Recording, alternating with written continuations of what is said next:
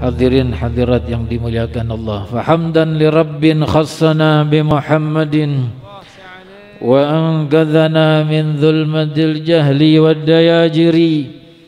Walhamdulillahilladzi hadana bi 'abdihil mukhdari man da'ana ilaihi bil idzni wa qad nadana labbaika ya man dallana wa hadana.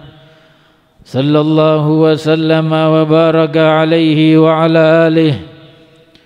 Alhamdulillahilladzi jama'ana fi hadzal majma'il karimil mubarak. Limpahan puji kehadirat Allah Subhanahu wa ta'ala. Kekuasaan mutlak hanya ada di tangannya. Kekuasaan mutlak hanya miliknya. Siapapun penguasa di alam dunia, di muka bumi ini, kekuasaan hanya titipan dari Allah Ta'ala untuk mereka. Satu saat akan diambil Allah Ta'ala dari tangan mereka, cepat ataupun lambat. Qulillahumma malikal mulki tu'til mulka man tasha wa tanzi'ul mulka mimman tasha wa tu'izzu man tasha wa tudhillu man tasha biyadikal khair innaka ala kulli syai'in qadir. Ya Rabb, malikal mulk, raja yang menguasai segala kerajaan. Kau berikan kerajaan, kekuasaan kepada siapa yang kau kehendaki, dan kau ambil dari tangan siapa yang kau kehendaki. Jelas dalam ayat ini Allah Ta'ala tegaskan agar manusia tidak terlena dengan kekuasaannya, tidak terlena dengan jabatannya, tidak terbuai dengan kekuasaan dan jabatan yang diberikan Allah padanya. Karena suatu saat cepat ataupun lambat semua itu akan hilang dari tangannya. Dia akan kembali seperti manusia biasa yang ada di sekelilingnya, kanan kirinya. Dan kekuasaan diberi Allah Ta'ala bukan untuk dijadikan alat untuk semena-mena, tapi amanah dari Allah untuk dia beribadah kepada Allah dengan kekuasaan yang diberikan padanya dan dititipkan ke tangannya. Maka beruntunglah Sayyiduna Abu Bakar Siddiq radhiyallahu ta'ala anhu, Sayyiduna Umar bin Khattab, Sayyiduna Uthman bin Affan, Sayyiduna Ali bin Abi Talib, Sayyidina Umar bin Abdul Aziz, Sayyidina Hasan bin Ali bin Abi Talib radhiyallahu ta'ala anhum ajma'in. Diberikan Allah Ta'ala kekuasaan dan mereka pegang dengan sebaik-baiknya dan dijalankan oleh mereka sesuai dengan keridhaan Allah Ta'ala. Bahkan berusaha mereka ini menelusuri jalan Rasul karena mereka tahu di dalam kekuasaan itu panutannya adalah Sayyidina Muhammad. Sayyidina Abu Bakar radhiyallahu ta'ala anhu wa ardah meneruskan kebiasaan yang biasa beliau lakukan sebelum beliau diangkat jadi khalifatul Rasulullah. Padahal jadi khalifah udah sibuknya bukan main. Jadi pemimpin kaum muslimin seluruh dunia. Yang tentunya di zaman Sayyidina Abu Bakar belum seluas seperti zaman Sayyidina Umar, tapi sudah tentu sibuk Sayyidina Abu Bakar dengan urusan barunya ini. Walaupun demikian, kebiasaan yang dulu dia lakukan tidak ia tinggalkan. Apa diantaranya? Beliau itu seringkali atau bahkan setiap hari mempunyai tugas memenuhi hajat-hajat para janda-janda yang perlu dibantu oleh beliau. Udah jadi presiden masih ngedatengin orang-orang itu untuk ngebantu mereka. Jadi penguasa tertinggi di antara kaum muslimin. Karena beliau tahu betul bagaimana Rasul sallallahu alaihi wasallam bukan cuma penguasa tertinggi di antara muslimin, tapi adalah beliau Rasulul A'zam, Rasul terbesar dan teragung. Pangkatnya tertinggi, kedekatannya dengan Allah tak ada satupun Rasul yang bisa menandingi. Tapi enggak segan-segan di antara kesibukan beliau yang luar biasa, beliau sisihkan waktu dan sempatkan waktu untuk datang ke seorang perempuan tua, bahkan bukan di dalam, bahkan tidak memeluk agamanya, yang buta, memperlakukannya dengan perlakuan yang baik, membantunya dalam makan, dan bahkan menghaluskan makanannya karena orang ini sudah tua. Dibantu oleh Rasul itu dan dia sisihkan waktunya. Subhanallah, sebesar makhluk sebesar dan seagung ini turun ke bawah untuk menunjukkan kepada umat, inilah akhlak Sayyidina Muhammad sallallahu alaihi wasallam. Beliau mengajarkan kepada para khulafa yang setelahnya bagaimana berlaku di dalam kepemimpinan dan di dalam kekuasaannya. Maka berjalanlah seperti jalan Sayyidina Rasul, Sayyidina Abu Bakar Siddiq wal Khulafa ar-Rasyidin setelah beliau. Sehingga Sayyidina Umar bin Khattab radhiyallahu taala mengatakan setelah Sayyidina Abu Bakar Siddiq wafat dan beliau diangkat jadi khalifah, katanya, ad'abta man ba'daka ya Abu Bakar, engkau membuat repot orang yang setelahmu wahai Sayyidina Abu Bakar. Karena yang dilakukan oleh Sayyidina Abu Bakar begitu banyaknya kepeduliannya terhadap orang-orang yang di sekelilingnya, rakyatnya, umat Rasul sallallahu alaihi wasallam, membuat penerusnya Sayyidina Umar bin Khattab radhiyallahu taala anhu kewalahan untuk mengikuti beliau. Padahal kekuasaan Sayyidina Abu Bakar tidak lebih besar dari kekuasaan Sayyidina Umar radhiyallahu taala anhum ajma'in. Qulillahumma malikal mulki tu'til mulka man tasha' wa tanzi'ul mulka mimman tasha'. Katakanlah, ya Allah, kau berikan kekuasaan kerajaan kepada orang yang kau kehendaki dan kau ambil dari mereka yang kau kehendaki. Hadirin yang dimuliakan Allah Subhanahu wa taala, siapapun penguasa di alam dunia ini tidak bisa dia menghentikan waktu yang berjalan. Siapa yang bisa menghentikan waktu yang berjalan? Walaupun tentaranya itu sebanyak dari barat ke timur nyambung, tentaranya dari utara ke selatan nyambung, tapi kekuasaan yang besar itu tidak bisa menghentikan waktu yang ada.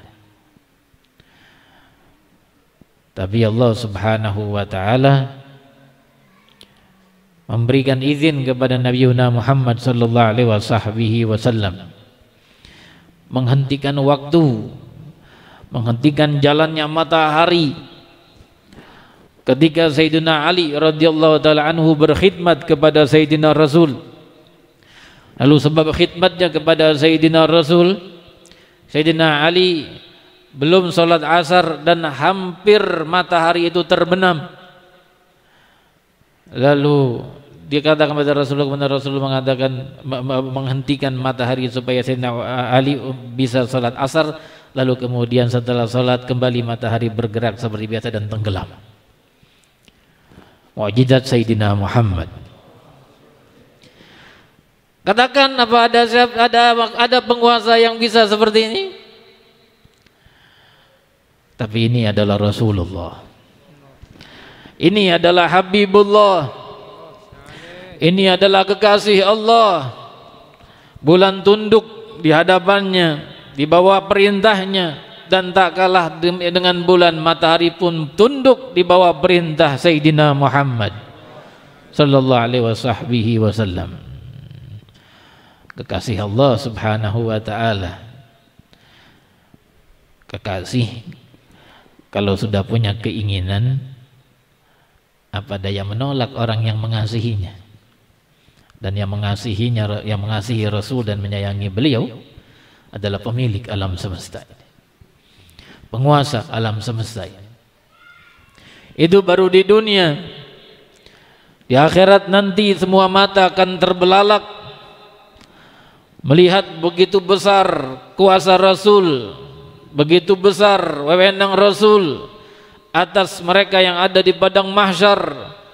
Ketika semua nabi, semua rasul terdiam, ketika semuanya mundur, sewaktu didatangi umat meminta mereka kepada para rasul dan nabi itu agar mereka menghadap Allah, berdoa dan meminta, menyingkapkan segala kesusahan yang menimpa mereka di alam mahsyar.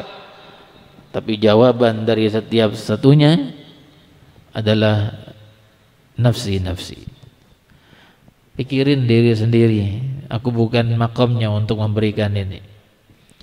Itu nabi dan rasul, termasuk di dalamnya Nabi Adam dan Nabi Allah Musa, termasuk di dalamnya Ruhullah Nabi Allah Isa alaihi salatu wassalam, ala nabiyina afdhalus salatu wassalam. Tapi tidak demikian dengan Sayyidina Muhammad. Ketika mereka datang kepada Rasulullah sallallahu alaihi wasallam meminta kepada Rasul pertolongan dan bantuan agar semua kepenatan ini, kesulitan ini dan semua yang menyusahkan ini tersingkap dari mereka di padang mahsyar. Mereka minta Rasul untuk memberikan syafaat. Maju Sayyidina Muhammad menghadap Allah Ta'ala dan bersujud di hadapannya, dan Allah pun memberikan keinginan beliau untuk diberikan izin memberikan syafaat. Irfa' ra'sak ya Muhammad, sal tu'ta, isfa' tu syafa'.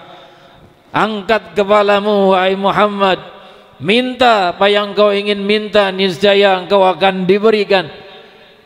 Kau minta izin memberikan syafaat, berikan syafaat kepada yang kau inginkan, maka diberikan oleh Allah Ta'ala izin itu. Dalam ayat kursi kita dengar dan kita begitu hafal ayat ini, terus kita kumandangkan dan kita baca. Allahu la ilaha illa huwal hayyul qayyum la ta'khudhuhu sinatun wa la nawm lahu ma fis samawati wa ma fil ard man dhal ladzi yashfa'u 'indahu illa bi idhnihi man dhal ladzi yashfa'u 'indahu illa bi idhnihi. Siapa ini yang bisa memberikan syafaat di sisi Allah Ta'ala illa biizni, kecuali dengan izin Allah. Dan yang mendapatkan izin terbesar dalam syafaat di yaumil qiyamah hanya Sayyidina Muhammad. Bayangkan semuanya terdiam, semuanya angkat tangan, dan mereka berjumlah ratusan, ribuan, jutaan, semuanya dalam kesusahan, jutaan, triliun, jutaan, lebih daripada itu. Angka yang tidak bisa kita berikan nolnya di saat ini, karena yang mengetahui jumlah itu hanyalah Allah Jalla Jalaluh. Tapi satu sosok makhluk ini berbeda dengan makhluk lainnya. Penguasa dan pemimpin yang seperti ini mana ada di dunia wal akhirah. Maka berkecil hatilah wahai orang-orang yang menguasa, yang jadi penguasa di dunia, ketika kalian ingat bagaimana kekuasaan yang Allah berikan kepada Sayyidina Muhammad, agar tidak terbuai kita dengan kekuasaan yang diberikan Allahu Jalla Jalaluh. Yang paling diberi kecil kekuasaan yang diberikan Allah di alam dunia ini kepada seseorang adalah yang Allah berikan kepada seorang suami ataupun seorang ayah. Itu pun kekuasaan. Kekuasaan dia kuasai rumah tangganya. Dia mau kemanakan rumah tangganya itu dia boleh arahkan. Dan yang paling sedikit, yang paling tidak yang dimiliki adalah istrinya jikalau belum punya anak. Lalu kemudian kalau sudah punya anak, istri dan anaknya. Berapa anaknya? 2, 3, 4. Itulah yang Allah Ta'ala titipkan kepada ke tangan orang ini. seorang ayah dan seorang suami. Ditanya, semua mereka itu yang punya kekuasaan kecil, yang punya kekuasaan sedang, yang punya kekuasaan besar luas, semuanya akan ditanya di hadapan Allah. Nabi Allah Isa alaihissalatu wassalam sampai meleleh dirinya di hadapan Allah ketika ditanya tentang urusan ini di yaumil qiyamah, karena ia telah dititipkan amanat umat dan risalah yang Allah berikan kepada Nabi Allah Isa alaihissalatu wassalam.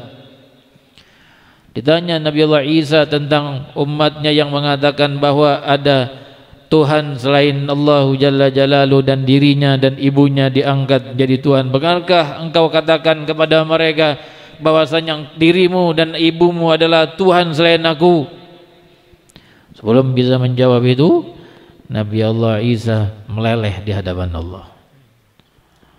Itu gambaran keadaan seseorang, bahkan ini orang dekat, orang yang mempunyai derajat tinggi di hadapan Allah Ta'ala, tapi dalam masalah tanggung jawab ketika ditanya Allah Ta'ala, bergetar hebat manusia ini, sosok ini, dan bahkan meleleh di hadapan Allah karena besarnya permasalahan itu. Begitupun aku dan kalian yang dititipkan Allah Ta'ala seorang istri, dititipkan oleh Allah Ta'ala anak-anak.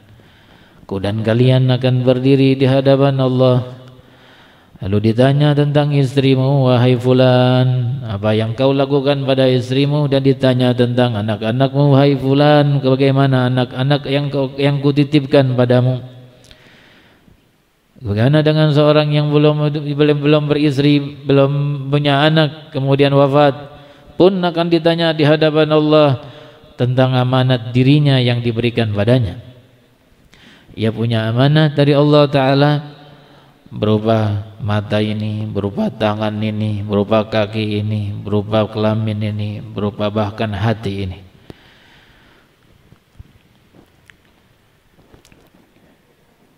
Semua akan berdiri di hadapan Allah Ta'ala dan mendapatkan pertanyaan-pertanyaan itu. Semoga Allah Ta'ala selamatkan kita di alamul akhirat. Ya Rabb, ketika datang waktunya kami berdiri di hadapan-Mu, lakin lana hujjatana, diktekan kepada kami jawaban-jawaban itu ya Rabb, karena tak ada yang bisa menjawab kecuali dengan izin-Mu ya Allah ya Rahman. Hadirin yang dimuliakan Allah, di dalam kitab Nasihat Diniyah kita tahu bahwa amar ma'ruf nahi mungkar merupakan satu syiar agung yang ada di dalam Islam. Rukun min arkanil Islam, amar ma'ruf nahi mungkar, mencegah yang ma'ruf, menyuruh yang ma'ruf dan mencegah yang mungkar. Dan Rasul berkata dalam hadis, man ra'a minkum munkaran falyughayyirhu biyadihi, fa in lam yastati' fa bi lisanihi, wa in lam yastati' fa bi qalbihi, wa innahu fa in lam yastati' fa bi qalbihi wa dzalika ad'aful iman. Kata Rasul dalam hadis, barang siapa yang di antara kalian melihat kemungkaran, falyughayyirhu biyadihi, maka hendaklah dia berubah dengan tangannya, dengan kekuasaannya. Yang pertama kali disebutkan oleh Rasul, seseorang yang memiliki kekuasaan. Siapa ini yang memiliki kekuasaan? Yang dari kekuasaan terkecil, suami, ayah terhadap anak-anaknya di rumah tangganya, sampai kekuasaan yang berkaitan dengan jabatan seseorang, apakah itu gubernur, apakah itu presiden, atau yang seperti mereka. Semakin besar kekuasaan seseorang, maka semakin besar tanggung jawabnya. Man ra'a minkum munkaran falyughayyirhu biyadihi, barang siapa di antara kalian yang melihat kemungkaran, maka hendaklah dia robah dengan kekuasaannya. In lam yastati' fa bi lisanihi, jikalau dia tidak mampu maka dengan lidahnya. In lam yastati' fa bi qalbihi, jikalau dia tidak mampu maka dengan hatinya. Wa dzalika ad'aful iman, dan itu merubah kemungkaran dengan hati adalah selemah-lemahnya iman. Begitu kata Rasul. Kemungkaran ini ketika dilihat wajib diingkari. Tapi kalau nggak dilihat nggak boleh dicari-cari. Ya, begitu aturannya dalam Islam. Nggak boleh seseorang mencari-cari kemungkaran orang lain. Haram. Orang nggak kelihatan sedang berbuat mungkar lalu dicari-cari kesalahannya dan kemungkarannya. Haram kata ulama. Kenapa haram? Karena Allah sebut dalam Al-Quran, wala tajassasu. Jangan kalian tajassus. Apa tajassus? Bahasa kita tuh mata-mata. Kalau di pondok pesantren tuh ada istilah namanya jasus. Aduh, jasus nggak ketahuan itu. Ntar mungkin dia lagi duduk, ternyata yang diduduk sama jasus, temannya jasus sendiri, temannya jadi mata-mata nggak ketahuan. Nah ini tajassasu, jangan memata-matai. Apa artinya jangan memata-matai? Jangan cari kesalahan orang lain yang di depanmu tidak berbuat salah. Kalau tidak berbuat salah jangan cari-cari kesalahannya. Amar ma'ruf nahi mungkar. Ketika bicara tentang nahi mungkar, kalau di depanmu dia berbuat kemungkaran, cegah. Tapi kalau dia tidak sedang berbuat kemungkaran, jangan cari-cari kemungkarannya. Perbuatan itu salah, haram mencari-cari kemungkaran itu. Karena wala tajassasu. Begitu aturan di dalam syariat. Karena dalam hadis juga Rasul katakan, man tatabba'a aurata akhihi tatabba'allahu auratah. Man tatabba'allahu auratahu fadhahahu walau fi jawfi baitih. Kata Rasul dalam hadis. Barang siapa yang mencari-cari aurat saudaranya, kemungkaran, kekurangan-kekurangan, aib-aib, dosa-dosa, saudaranya enggak kelihatan, dicari-cari, man tatabba'a aurata akhihi tatabba'allahu aurata, Allah Ta'ala akan cari-cari kesalahannya dia. Kalau kita ini mengandalkan dua mata kita ini kalau mau mencari kesalahan orang lain, tapi kalau Allah Ta'ala yang mengetahui sirra wa akhfa, dia yang mengetahui yang tersembunyi dan yang sangat tersembunyi. Kalau sudah mencari-cari kesalahan hambanya, maka kata Rasul, "Waman tatabba'allahu auratah", barang siapa yang dicari-cari kesalahannya oleh Allah, fadhahahu walau fi jawfi baitih, maka Allah Ta'ala akan kuak aibnya dan kekurangannya serta dosanya walaupun dia ada di tengah rumahnya sendiri. Di dalam rumahnya Allah Ta'ala akan kuak. Itu kalau Allah udah mencari-cari kesalahan orang, kesalahan hambanya. Kenapa? Karena orang ini mencari-cari kesalahan orang lain. Itu bahayanya, makanya diharamkan tajassus. Diharamkan mencari-cari kesalahan orang, mencari-cari dosa orang. Kata ulama, dari itu kalau ada orang minum khamar, mabuk, mau berapa mabuk dia? Sebotol, 2 botol, walaupun 1 kerat sekalian, mati orang-orang 1 kerat botol. Mabuk di dalam rumah, di kamarnya, kunci lagi supaya orang nggak tahu dia mabuk di dalam rumahnya, di dalam kamarnya. Lalu ada orang yang curiga di luar. Itu orang tadi saya lihat bawa sekerat minuman keras masuk dalam rumah nih. Jangan-jangan minum khamr di rumahnya ini, mabuk-mabukan di rumahnya ini. Dikumpulin warga, kemudian digerebek rumahnya. Ternyata benar dia lagi mabuk di rumahnya, udah semaput di kamarnya. Nggak boleh, haram. Perbuatannya nggak boleh itu. Kenapa? Karena ini berbuat maksiat dan berbuat mungkar di tempat tersembunyi, di dalam kamarnya, di rumah. Apalagi kalau dikunci dari dalam kamarnya, maka mendobraknya dan kemudian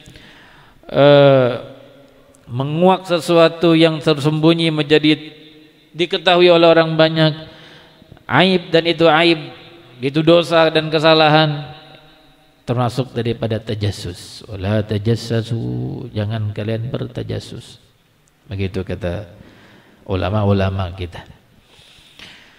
Hadirin hadirat yang dimuliakan Allah, dari itu kata Imam Abdul Haddad, jangan percaya tentang berita orang lain dari orang lain. Ya. Sesuatu yang diberitakan oleh orang tentang orang lain jangan percaya, kata Abdul Haddad. Gimana maksudnya nih? Maksudnya gini. Datang kepada kita seseorang. Orang ini bilang, "Ente tahu enggak si fulan kan begini-begini, begitu-begitu." Dia kabarkan kepada kita tentang perbuatan fulan. Jangan percaya, yang negatif tentunya. Jangan percaya, kata Habib Abdul Haddad. Karena kalau dipercayai, maka itu akan menimbulkan husnul suudzon, kecurigaan, berburuk-buruk sangka. Dan parahnya, jikalau diikuti dan ditelusuri itu akan berakibat seperti tadi. Seorang yang bermaksiat sembunyi-sembunyi lalu dikuak dan kemudian dipermalukan dengan cara digrebek dalam bahasa kita ini, atau ya, dengan cara yang seperti itu. Nauzubillahi min dzalik. Jadi ternyata nahi mungkar ada aturannya. Tidak seperti yang dilakukan oleh sebagian orang, ketika dilakukan tanpa ilmu, maka ibadah yang begitu agung ini, nahi mungkar, amar ma'ruf, berubah jadi maksiat. Inginnya nahi mungkar dapat pahala dari Allah, tapi berubah jadi tajassus, dapat dosa dari Allah. Sebab tanpa didasari ilmu. Hadirin hadirat yang dimuliakan Allah Subhanahu wa taala, orang yang ingin menerapkan nahi mungkar, arahan dari Al-Imam Al-Qutub Al-Habib Abdullah bin Alawi bin Muhammad Al-Haddad sebagaimana diambil dari banyak hadis, bahwa hendaklah mereka ketika nahi mungkar menjalankannya dengan lutuf, dengan penuh kelembutan. Kenapa? Karena kebenaran itu berat, diterima berat, kecuali orang-orang yang hatinya bersih. Sulit ketika misalnya kita ini melakukan sesuatu yang salah, datang kepada kita seseorang kemudian nasihatin, ente begini, jangan begini, itu berat untuk menerimanya. Perlu hati yang bersih untuk menerima itu. Nah, karena berat menerimanya, sebagaimana disebutkan dalam satu makalah, qulil haqqu walau kana murran, katakan yang hak walaupun itu pahit. Artinya apa? Hak itu pahit. Ketika hak itu pahit, maka jangan nyampaikannya, usahakan jangan sampai terlalu pahit. Ya, seperti orang kalau minum obat itu, ada yang minum obat pakai pisang supaya nggak rasa obat, pahitnya obat itu nggak terasa di lidahnya, pakaiin pisang. Ada yang lebih terbiasa lagi pakai air. Minum jamu, tahu minum jamu pahit nggak? Pahit. Habis minum jamu, minum apa tuh? Beras kencur apa namanya? Biar ngapa itu? Biar nggak terasa pahit. Biar pahitnya tadi itu cepat hilang. Itu obat memang nggak enak padahal baik. Kebenaran pun demikian. Ketika disampaikan pahit, nggak enak, makanya perlu cara agar yang tadinya yang terasa pahit tidak begitu pahit, bahkan kalau bisa jadi manis. Dari itu jalannya apa? Jalannya ke lembah lembutan. Lemah lembut ini yang menjadi wasilah dan perantara dan alat untuk menjadikan amar nahi mungkar menjadi berjalan dengan yang sesuai diinginkan. Begitu kata ulama-ulama kita. Makanya Allah Ta'ala katakan kepada nabinya langsung, bima rahmatin minallahi linta lahum walau kunta faddan ghalidhal qalbi lam faddu min hawlik fa'fu anhum wastaghfir lahum wa shawirhum fil amr wa idza azamta fatawakkal 'ala Allah Fabima rahmatin minallahi linta lahum, dengan rahmat dari Allah Subhanahu wa taala engkau berlaku lemah lembut kepada mereka. Walau kunta faddan ghalidhal qalb, kalau engkau berlaku bengis, keras hati kepada mereka, lam faddu min haulik, mereka akan lari dari dirimu. Ini diucapkan oleh Allah kepada siapa? Kepada Sayyidina Muhammad. Orang yang paling bagus akhlaknya, paling menawan, dan hati orang banyak terpaut kepada beliau, tapi tetap ketika masalah menyampaikan yang hak diiringi harus dengan rahmat. Begitulah. Moga Allah Subhanahu wa taala selalu lindungi kita dengan rahmat dan iringi hidup kita dengan rahmat. Amin ya rabbal alamin.